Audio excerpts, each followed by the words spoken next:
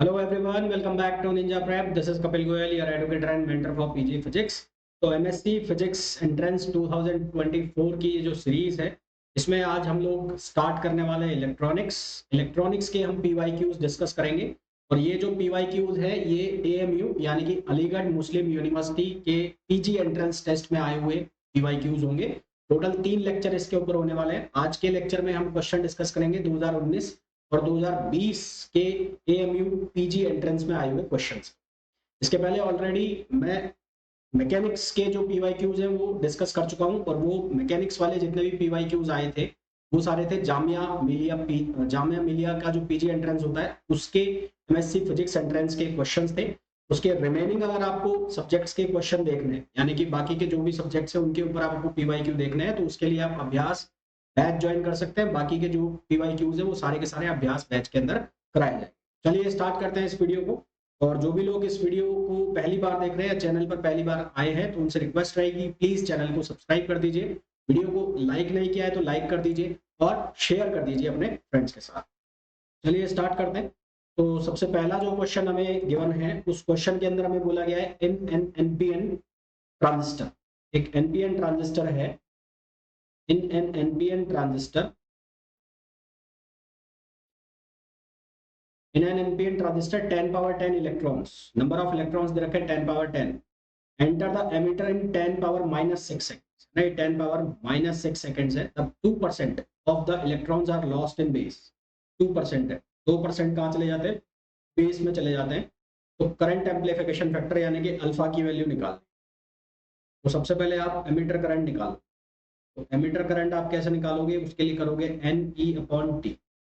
N कितना हो गया 10 पावर 10, और E की वैल्यू होगी बेसिक चार्ज की वैल्यू 1.6 इंटू 10 पावर माइनस 19, और जो टाइम है वो टाइम की वैल्यू कितनी होगी 10 पावर 6 सेकेंड्स। ये हो गया ना 10 पावर माइनस 6 है, 6 है माइनस 6 है, 10 पावर माइनस 6 सेकेंड्स। तो यहाँ से आई ई की जो वैल्यू आ गई वो आएगी 1.6 मिली एम्प।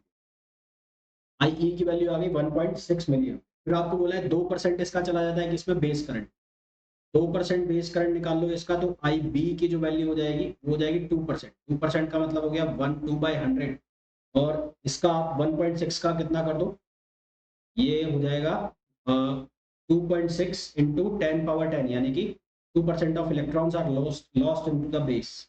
तो ये जो पूरा है 1.6, इसका आप 2% निकालो, तो इसका 2% निकालोगे तो यहाँ पर आंसर आएगा आई बी की value 0.032 milli ampere. 0.032 milli ampere आपको निकालना है अल्फा। अल्फा जो है वो किसके बराबर होता है, अल्फा बराबर होता है आई सी upon I E. I C upon I ई। तो अब आपको निकालनी पड़ेगी आई ई की वैल्यू।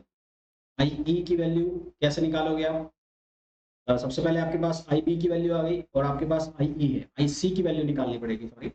आई सी की वैल्यू कैसे निकालोगे, क्योंकि आई ई जो है वो बराबर होता है आई सी प्लस आई बी। तो यहाँ से आप आई सी की वैल्यू निकाल लोगे, वो हो जाएगा आई ई माइनस आई बी। आई ई 1.6 में से आई बी माइनस कर दोगे तो यहाँ से आई सी की वैल्यू आएगी 1.568 मिली, और 1.568 मिली एम्पर यहाँ पर आंसर में वैल्यू रखो अल्फा में। 1.568 को डिवाइड कर दो आई ई से, आई ई कितना है 1.6 है, तो यहाँ से ये सॉल्व करोगे तो आएगा 0.98, 0.98 आएगा, है ना, ये पॉइंट में आंसर है। करंट एम्प्लीफिकेशन फैक्टर हो जाएगा ये पॉइंट में है, क्योंकि अल्फा की जो वैल्यू है वो 1 से लेके और 99 तक 0.99 तक होती है ना, इसकी वैल्यू आएगी 0.98 आएगी, और परसेंटेज में निकालोगे तो परसेंटेज में 98% आता है। करेक्ट आंसर इसका हो जाएगा D option correct. Next question के अंदर हमें बोला गया है सिलिकॉन ट्रांजिस्टर विद, इसका जो करंट एम्प्लीफिकेशन फैक्टर है वो 100 दिया हुआ है, is to be operated in C amplifier, common amplifier जो कॉन्फ़िगरेशन है उसमें इसको ऑपरेट किया जा रहा है। ट्रांजिस्टर ऑपरेट्स आईसी, आईसी की वैल्यू 1 मिली एम्पियर है, VCE की वैल्यू 4 वोल्टेज है। इसका अगर आप सर्किट बनाए, सर्किट डायग्राम इसका बनाते हो, नेक्स्ट पेज में बना देते हैं।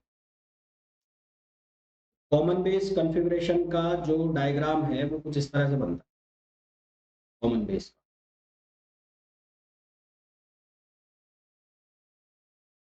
ये डायग्राम बन रहा है कॉमन बेस का। तो ये कॉमन बायस हो गया, और ये जो रजिस्टर है, ये वाला रजिस्टर, इसको हम कहते हैं आरबी। यहाँ करंट फ्लो कर रही है आई, यहाँ करंट फ्लो कर रही है आईसी, और ये हो गया आरसी, और ये वीसीसी हो गया, वीसीसी। ठीक है। अच्छा, यहाँ पर हो गया बेस, यहाँ पर हो गया एमिटर, और ये हो गया कलेक्टर।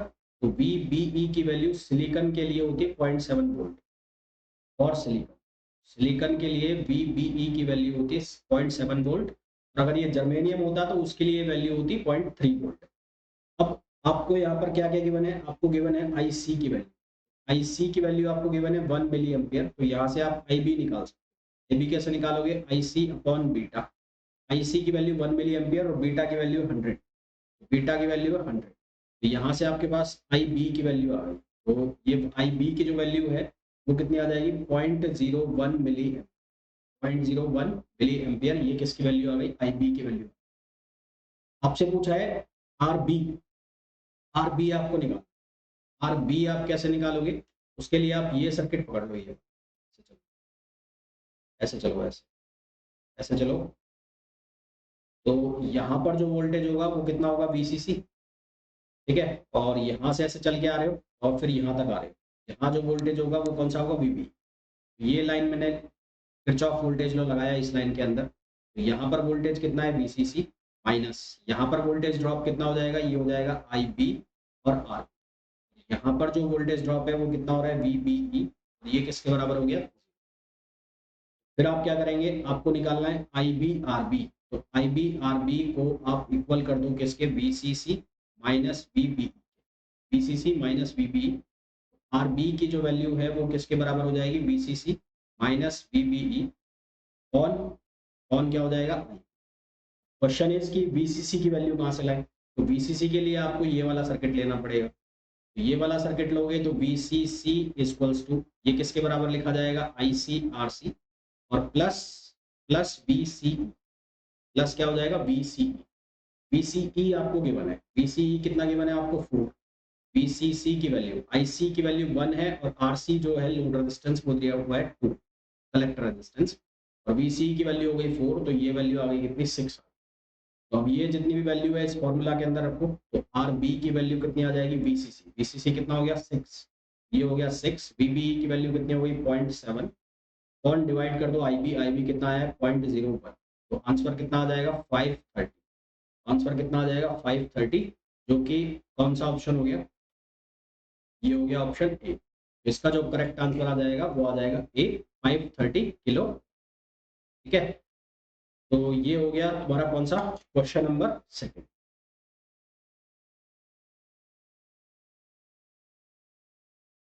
क्वेश्चन नंबर सेकंड हो गया।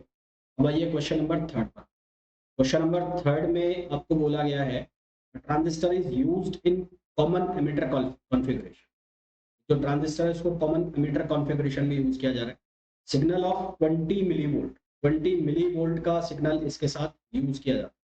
Is added to the base emitter voltage, is added to the base emitter voltage. The base current changes by 20 milli ampere. Base current जो है 20 मिली एम्पियर से चेंज हो जाती है, and the collector current changes by 2 milli ampere. If the load resistance is 5 kilo ohm, then the voltage gain, voltage gain हमें बता।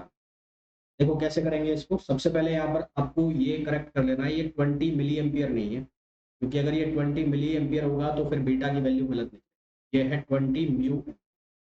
आई b की value आपको दे रखी है, चेंज इन बेस करंट आपको दिया हुआ है, और आपको इसके अलावा क्या दिया हुआ है, कलेक्टर करंट में जो चेंज हो रहा है वो दिया हुआ है। यहाँ से आप किसकी वैल्यू निकाल सकते हैं, बीटा। तो बीटा किसके बराबर आ जाएगा, delta I C on delta I B. ये है 2 मिली एम्पियर, और इसको आप डिवाइड कर रहे हो 20 म्यू एम्पियर। तो यहाँ से बीटा की वैल्यू आपके पास आएगी, जो आएगी 100। बीटा की वैल्यू कितनी आ गई है, 100 आ गई। फिर इनपुट रेजिस्टेंस आप निकालो, तो इनपुट रेजिस्टेंस होगा R B E. R B E की वैल्यू क्या होगी, वोल्टेज, वोल्टेज कितना है, डेल्टा वी बी ई, और करंट कितनी हो गई, आई बी, कितनी हो गई, I B. Delta V B E की वैल्यू कितनी हो गई है, यहाँ पर बोला गया when a signal of 20 milli volt is added to the base emitter voltage. VBE की वैल्यू कितनी है, 20। The base current changes by 20 mu ampere. तो बेस करंट जो है वो 20 म्यू एम्पियर से चेंज हो गई। इसका मतलब यहाँ पर आर बी ई जो है इनपुट रेजिस्टेंस, उसकी वैल्यू आ गई है 1 किलो। इनपुट रेजिस्टेंस की आ गई वैल्यू 1 किलो। आपको क्या निकालना है? आपको निकालना है यहाँ पर change in output voltage. Change in output voltage निकालना है। तो आउटपुट वोल्टेज में कैसे चेंज निकालेंगे आप? उसके लिए change in output voltage, output voltage, change in output voltage जो है वो कैसे निकलेगा? वो निकलेगा R L into delta I C. Load resistance आपको कितना दिया हुआ है? 5, और चेंज इन कलेक्टर करंट कितना है? 2 मिली एम्पियर। तो यहाँ से इसको मल्टीप्लाई किया तो ये 10 वोल्ट आ गया। तो वोल्टेज गेन होता है, वोल्टेज गेन यहाँ लिखा, वोल्टेज गेन यहाँ लिखो, वोल्टेज गेन, वोल्टेज गेन। तो वोल्टेज गेन क्या होता है? Output upon input voltage. Output जो है वो कितना है? 10 वोल्ट का है आउटपुट, और इनपुट जो है वोल्टेज वो कितना है? 20 मिली वोल्ट है। इनपुट वोल्टेज कितना है? 20 मिली वोल्ट है। तो मिली वोल्ट को आप कन्वर्ट करो वोल्ट के अंदर, तो यहाँ से आंसर कितना आ जाएगा? 500। आंसर आपके पास कितना आ गया? 500 आंसर। ठीक है, ये सब जो चीजें दी हुई हैं, ये बीटा और ये इन सब चीजों की जरूरत पड़ेगी नहीं ना। इन चीजों की जरूरत जब पड़ेगी जब आपसे यहाँ पर ये कह दिया जाएगी ट्रांस कंडक्टेंस निकालो या फिर इसका इनपुट रेजिस्टेंस निकालो, तो इन चीजों की जरूरत आपको तब पड़ेगी ना। इसलिए मैंने इसलिए लिख दिया है क्योंकि प्रीवियस ईयर क्वेश्चन है, आए हुए क्वेश्चन है, तो हो सकता है इस बार ये पूछ ले ना। क्वेश्चन तो वही घुमा फिरा कर पूछे जाते हैं। आपको जरूरत जो पड़ने वाली है वो सिर्फ इन चीजों की पड़ने वाली है। एक तो आपको निकालना है आउटपुट वोल्टेज, एक आपको निकालना है इनपुट वोल्टेज, जो कि ऑलरेडी आपको गिवन है। तो इस चीज से आप ये आंसर निकाल सकते हैं।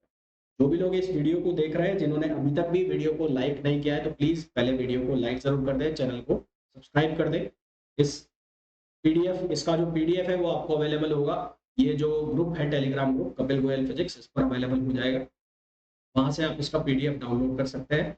आप प्रिपरेशन कर रहे हैं एमएससी फिजिक्स एंट्रेंस एग्जाम की, चाहे वो जामिया का है, चाहे वो एएमयू का है, चाहे इलाहाबाद यूनिवर्सिटी का है, आप किसी भी एमएससी फिजिक्स एंट्रेंस एग्जाम की प्रिपरेशन कर रहे हैं तो अभ्यास बैच आप ज्वाइन कर सकते हैं, जो कि ऑलरेडी ऑलरेडी रनिंग है, जिसको डाउनलोड करने के लिए आपको ninja prep by Kapil sir app जो है वो डाउनलोड करना पड़ेगा, जिसे आप गूगल प्ले स्टोर से डाउनलोड कर सकते हैं। नेक्स्ट क्वेश्चन पे आइए। The current gain of transistor is 100 and the collector current is 10 milli ampere.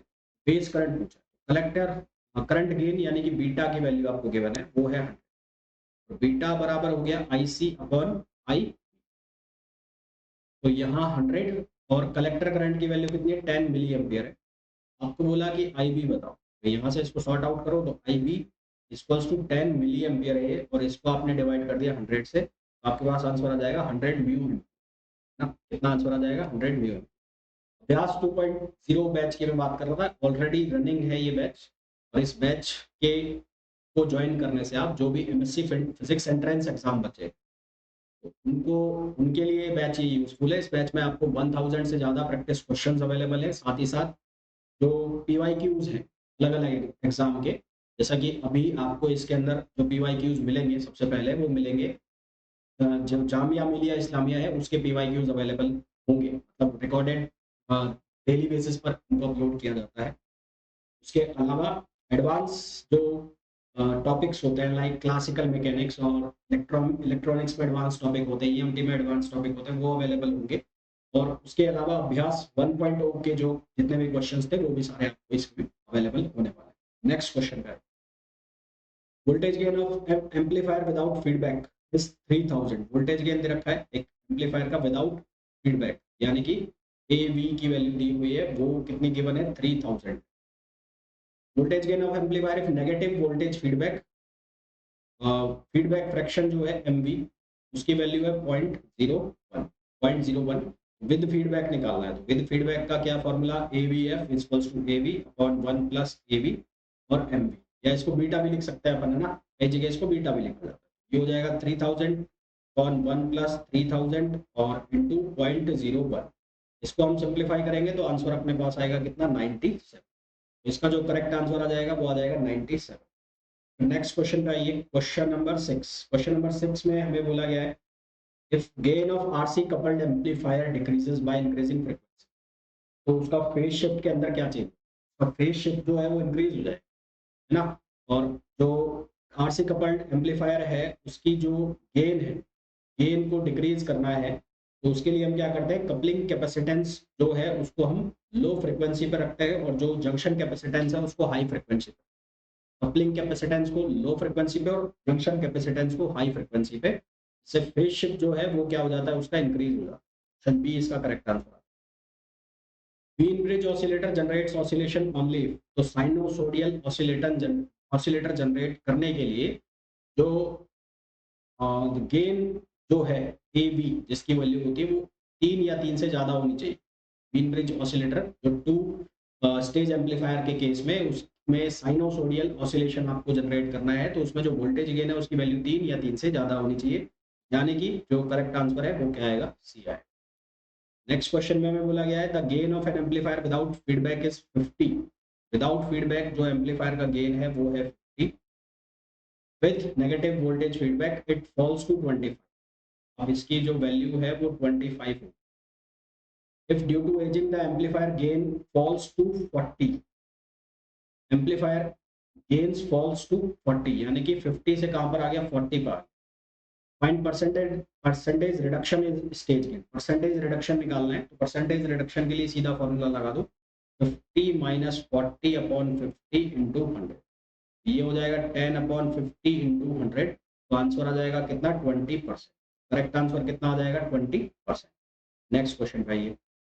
लक्ष्य आईआईटी जैम 2025 बैच जो कि ऑलरेडी रनिंग है, इस बैच में अभी जो सब्जेक्ट चल रहा है वो चल रहा है मैथमेटिकल फिजिक्स। मैथमेटिकल फिजिक्स उसके बेसिक्स अभी हम डील कर रहे हैं, यानी कि उसके अंदर अभी वेक्टर चल रहा है और वेक्टर के बेसिक पोर्शन हम पढ़ रहे हैं, जिसमें ताकि आपके जो बेसिक कॉन्सेप्ट्स हैं वो भी इम्प्रूव हो सके। इस बैच के अंदर आपको मिलेंगी लाइव क्लासेस, साथ में डीपीपी जो टेस्ट फॉर्म में रहेंगी, 100+ प्रैक्टिस क्वेश्चंस जो अभ्यास बैच के होंगे वो इस बैच के अंदर मिलने वाले हैं। क्लास नोट्स, डाउट सपोर्ट रहेगा। क्लास की जो फ्रिक्वेंसी रहेगी Monday to Friday, Saturday Sunday doubt class होगी। किसी को डाउट है तो इसके पर्टिकुलर टाइम पर आप डाउट पूछ सकते हैं। इस बैच का जो प्राइस है लिमिटेड टाइम के लिए रिड्यूस करके 5500 रुपीज कर दिया गया है। इस बैच को ज्वाइन करने के लिए आपको डाउनलोड करना पड़ेगा Ninja prep app, Ninja prep app by Kapil sir, Ninja prep app by Kapil sir. इस बैच को डाउनलोड करने के लिए आपको, इस बैच को ज्वाइन करने के लिए ऐप डाउनलोड करना पड़ेगा और इस बैच को आप ज्वाइन कर सकते हैं। नेक्स्ट क्वेश्चन पे आइए। नेक्स्ट क्वेश्चन में बोला है in 3 RC network phase shift oscillator the ratio of output voltage to input voltage, attenuation ratio जो होना चाहिए वो होना चाहिए 1/19। कितना होना चाहिए, 1/29। ये जो बीटा है, इस बीटा की वैल्यू 1/29, और ये बीटा जो है वो किसके बराबर होता है, होता है वी आउटपुट अपॉन वी, ये वैल्यू 1/29 होनी चाहिए। नेक्स्ट क्वेश्चन के अंदर में बोला गया है the total harmonic distortion of an amplifier, total harmonic distortion, distortion का फॉर्मूला यहाँ लगाना है, तो DVF equals to D upon 1 plus A और इनटू एमवी। तो ये परसेंटेज में रखा है, तो परसेंटेज में इसका डिफरेंशिएशन करके हम लिख देंगे, तो ये 2% है, ये वाला 2% है, ये 14% है, प्लस 1 प्लस नेगेटिव फीडबैक कितना है, 6% यूज किया जाता है, यानी कि बीटा की वैल्यू है जो कितनी है, 6% है। ए की वैल्यू निकालनी है और बीटा की वैल्यू कितनी है, 6%। परसेंटेज में यूज करने के लिए आप क्या करो, upon D upon D T कर दो, तो ऐसे ही M V upon D T हो जाए, तो वो चेंज करने की जरूरत आपको पड़ेगी। इसको जब आप सॉल्व करोगे तो यहाँ से ए की वैल्यू निकल के आएगी 100, ए की वैल्यू कितनी निकल के आएगी, 100 इसकी वैल्यू आ गई। नेक्स्ट क्वेश्चन पे आइए।